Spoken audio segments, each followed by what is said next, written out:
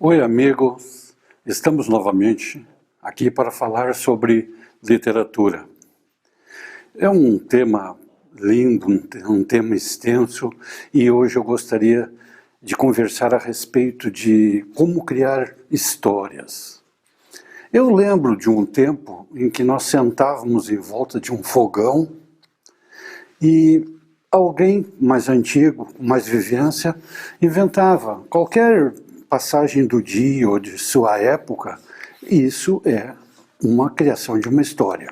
Então eu recordo muito bem ainda sobre essas partes de reuniões, porque não existia, dado hoje a evolução, televisão, mais a partir do computador, que hoje mais pessoas nos celulares que outra coisa, são um casal sentado no mesmo ambiente, cada um alheio ao outro por estar longe, talvez, pois estar dentro daquele celular, daquele programa.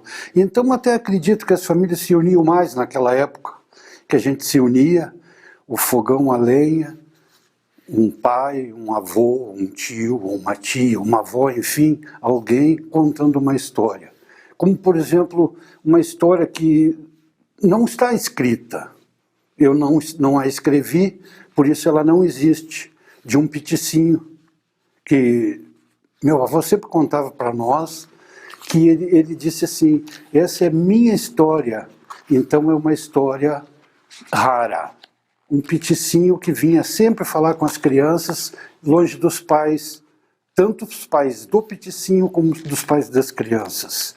E então, assim, um enganava a família para lá, o outro enganava a família para cá, para aquele encontro, porque senão seria tolhido, não seria mais possível se encontrarem. Eles tinham um sinal, e assim foi, e aquilo unia muito a gente. A gente chegava a pensar o seguinte: tinha uma sanga que passava e ele dizia que era do outro lado que morava o peticinho com sua família, e as crianças do lado de cá. E eu chegava a pensar que aquilo era uma coisa real. De tanto que eu pensei, eu vinha ser escritor, porque eu ouvia aquela história, eu ouvia aquelas novidades. Ele contava que as crianças foram crescendo de um lado e o peticinho do outro. E depois sabem que eles se encontraram de uma maneira porque existia. Hoje, em Montenegro, ainda existe um local que eles alugam os cavalos para passeios, para as crianças.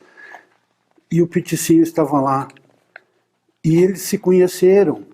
E essas crianças estavam brincando e por uma falarem o nome da outra, já adulto, obviamente, vieram as lembranças e o peticinho se conheceram.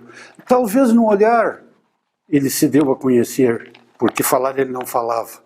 E isso motiva a gente a saber o seguinte: o que é, então, literatura, se não a gente viajar no conhecimento, viajar nas artes, buscar ler e ter o conhecimento. Isso é que nos faz bem e isso é que nos enche de sabedoria. Muito obrigado, até outra oportunidade.